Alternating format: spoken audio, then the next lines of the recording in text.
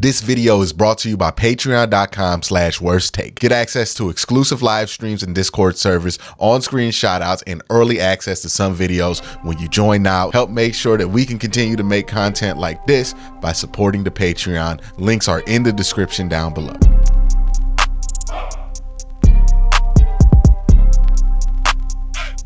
So I've seen clips, I've seen videos, I've seen takes, I have seen all kind of things that have popped up about the Cleveland Browns that made me feel like a conversation about this was necessary, not just for me, for myself, not just for the audience, but also for people I work with, because it seems that we all collectively at every level have no idea how to talk about Deshaun Watson, how to talk about how we feel about Deshaun Watson, or how to factor those things in, or if those things factor in to how we talk about the team that Deshaun Watson plays on. And when I say every level, I mean every level, right? This isn't just a conversation for people in the media like me. This isn't just a conversation for people in the league. This isn't just a conversation for analysts. This isn't just a conversation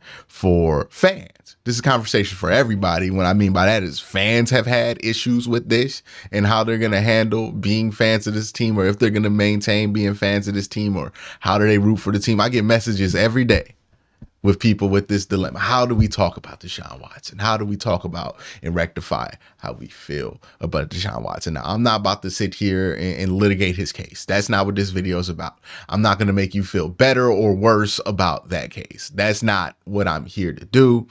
And I'm not a lawyer. I'm not anywhere near qualified enough to give any advice about that. And I recommend that you don't listen to advice about those cases from people who aren't qualified, because what I am seeing, and I would like to say it's rare, but it's not, is a lot of people's personal opinions of the quarterback are heavily affecting their ability to see the team fairly.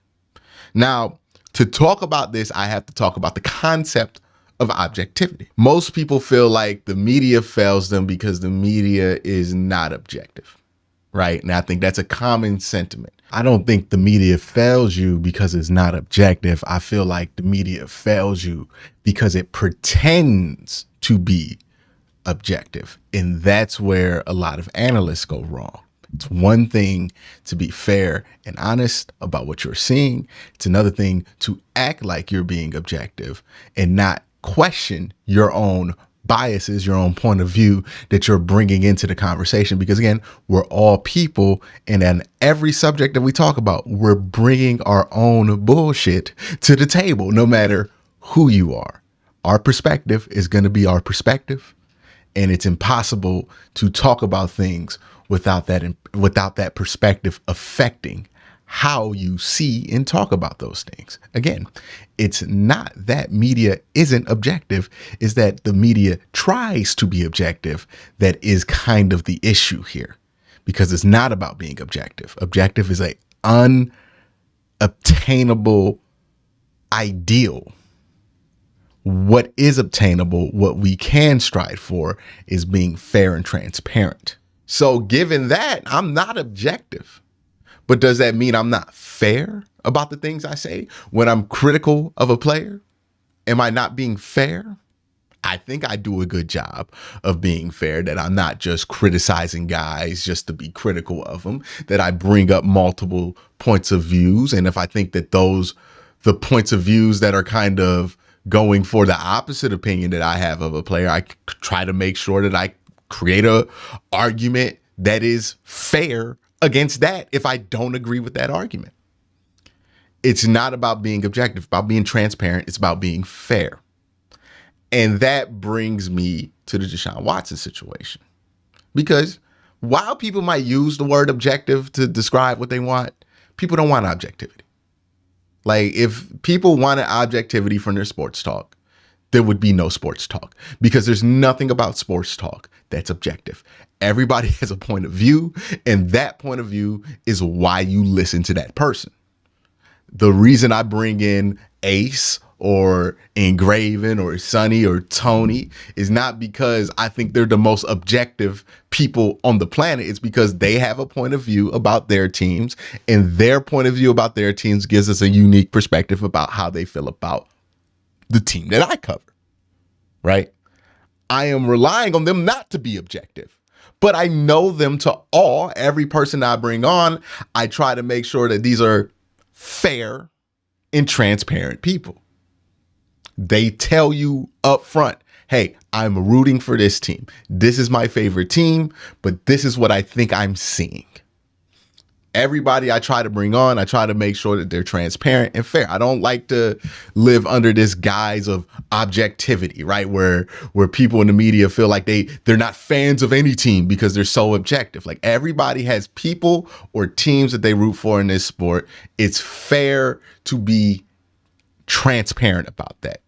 Because if you are, okay, I know where you're coming from. That's perspective I'm hearing. So when somebody has a take that they think the Browns are going to go 6-11, and you press them on that, you think the Browns are going to go 6-11? That don't make any sense. They went 7-10 last year. The season was a disaster, right? Like, they had a bunch of things go wrong. You think they're going to be worse with stable quarterback play?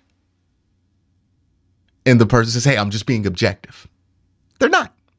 They're using objectivity as a shield to hide behind their lack of objectivity, which, again, being objective is not required.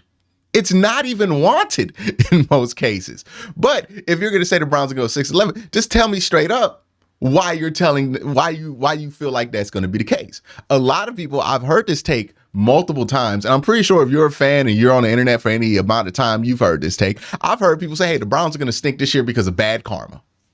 They traded for Deshaun Watson. They gave him all that money. They're going to get what they deserve. That's not an objective take. That's not a fair take. That's not even a transparent. Well, it is transparent. You are being transparent about why you're predicting that. So at least you got one of them. But that is what I'm saying. And as much as it makes people uncomfortable, the truth is, if you cover football, you have to cover people that you ain't gonna like. People who might have done things you don't like. This is not the first go around for all these people. This is not the second go around. Everybody who's covered the NFL for more than 3 years has run into a situation like this, where you got to cover somebody who was accused of doing something you really don't like, but they're a good enough player that you got to talk about. Or you got to cover a team whose owner was accused of something that you really don't like. That's really disgusting. It's happened more than once in the last 5 years. And the job of a sports analyst isn't to, wish vendetta on a team because somebody who was on that team did something that they don't mess with. But your job as a sports analyst is to be fair about the sport you're looking at. You can tell me, hey, I don't like what Dan Snyder did. I don't like what Robert Kraft is accused of. But if I'm looking at this and this is what I think the Commanders or the Patriots are going to be. Everybody who covers this sport, everybody who calls themselves a fan of this sport, if you truly love football, has a duty to be fair about what they're watching. I say this all the time. As much as I love the Browns, I love football more, because some people will only watch football when the Browns are on. That's because you just love the Browns. You might not love football. You just love the Browns. That's fine, by the way. I'm not being critical of anybody who's like that, but some people, they have their teams, they root for their teams, and that's how they roll. They love their teams. They're not a fan of the sport in particular, but they're a fan of the team. That's fine. Me personally, I watch every football game that I get a chance to. I'm watching the USFL. I'm watching the XFL. I'm watching college football. I'm watching Power Five. I'm watching Group of Five. I'm watching FCS. I'm watching the playoffs in the FCS. I might even check out the Division III championship game if Mount Union is in it. I might check out the Division II championship game if Minnesota State is in it. And if you are a football junkie like me, you understand everything I just said right there. If you're not, then hey, it's cool. You probably don't want to get to this level of football dysfunction. But what I am trying to say is I love football more than I love any other team. And since I love football more than I love any team, any player, anything about football, I love the game itself. I feel it is my duty to be fair about what I'm talking about. When I was telling people that Baker Mayfield couldn't come back after 2021, that was not a profitable take. That was not a take that made the audience like me. But that was a take that I had to say at the time because I had to be fair about what I was watching. Remember how many people were mad at me when I was talking about the labrum not being the issue with Baker Mayfield, when everybody wanted to run to that excuse for him because that was the more favorable reality for everybody to live in instead of what was actually going on. I feel like my duty to you, the audience, my duty to myself is to be fair about what I'm watching. What do I feel about Deshaun Watson personally? Doesn't matter. Because I'm going to have to break down his games and look at him and judge him fairly at how he does his job as a quarterback in the NFL. Nothing else. That's my job. That's what I'm supposed to do. That's what the audience trust me to do. And for a lot of people who have this job nationally, who have this job to have bigger platforms than me on YouTube, who have this job in any other capacity, you need to understand that's your responsibility as well. People are coming to you because they trust you not to be objective, but to be fair and transparent about what you're seeing.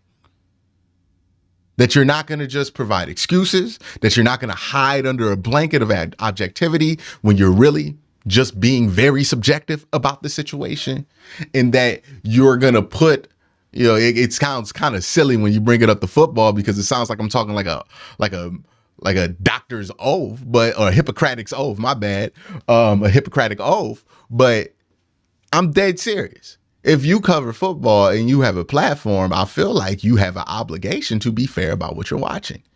And I feel like a lot of people fail their audiences like that. I try not to. So how do we talk about Deshaun Watson? How do you talk about a player who's been accused of something that you don't like when it comes to their performance on the field or owner or whatever, right? There's multiple examples of this happening in NFL history. And I think the first thing is to be fair about what you're seeing. Look, no matter what your point is, no matter where you're coming from, your point of view, your perspective on the situation, it does not benefit you to lie about the football that we can all see. You know what I mean? If you're on one side of this thing and Deshaun Watson's not playing well and you're sitting here lying, acting like he's playing well, you're going to look very unserious. If you're on another side of this thing and you're trying to tell me he's not playing well when he's lighting the league up, you're not going to look like a serious person. So many people have gotten wrapped up into how they feel about the situation that they're not talking about what they see about what he's playing on the field. The conversation has shifted. So that's the main thing. Be honest about what you're seeing.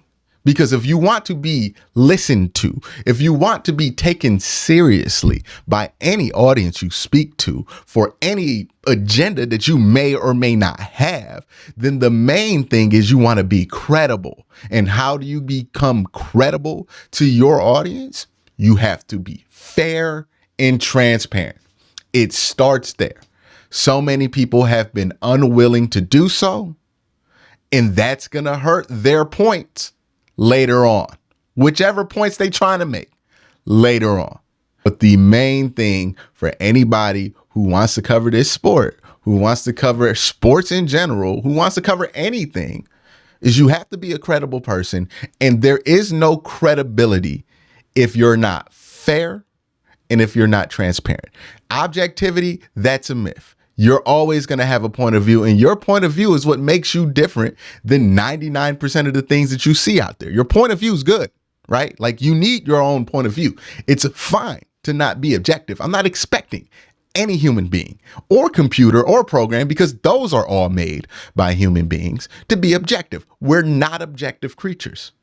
We're not, what do you call them? We're not Vulcans from Star Trek, and even they aren't really that objective. That might be the nerdiest reference I made on this channel. But we aren't. We're human beings. We're inherently emotional. We're inherently non-objective people. But we are fair people, and we are honest people about what we see, or at least we strive to be. And that's the most important thing. That's how you get credibility.